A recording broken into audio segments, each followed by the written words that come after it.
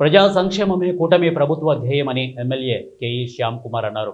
కర్నూలు జిల్లా పత్తికొండ మండలం ఓసూరు గ్రామంలో సుపరిపాలనకు తొలి అడుగు కార్యక్రమంలో ఎమ్మెల్యే కేఈ శ్యామ్ కుమార్ పాల్గొన్నారు. ముందుగా గ్రామంలో నిర్మించిన నూతన శ్రీకృష్ణ దేవాలయంలో ప్రత్యేక పూజలు చేశారు. దేవాలయమా అది ఏంటది? అదే ఓకే ఓకే ముందుగా నుంచి తీసుకుందాం. ముందుగా గ్రామంలో నిర్మించిన నూతన శ్రీకృష్ణ దేవాలయంలో ప్రత్యేక పూజలు చేశారు. అనంతరం సుపరిపాలనకు తొలి అడుగు కార్యక్రమంలో భాగంగా ఇంటింటికి వెళ్లి కూటమి ప్రభుత్వం అందిస్తున్న సంక్షేమ అభివృద్ధి కార్యక్రమాలను ఎమ్మెల్యే కేఈ శ్యామ్ కుమార్ వివరించారు. ప్రతి ఇంటిలో ఉన్న సమస్యలను ఆయన స్వయంగా అడిగి తెలుసుకొని మై టీడీపీ యాప్లో స్వయంగా వారిని సమస్యలను నమోదు చేశారు. తొలి అడుగులో భాగంగా వచ్చిన ఫిర్యాదులను త్వరగా పరిష్కరించాలని అధికారులకు సూచించారు.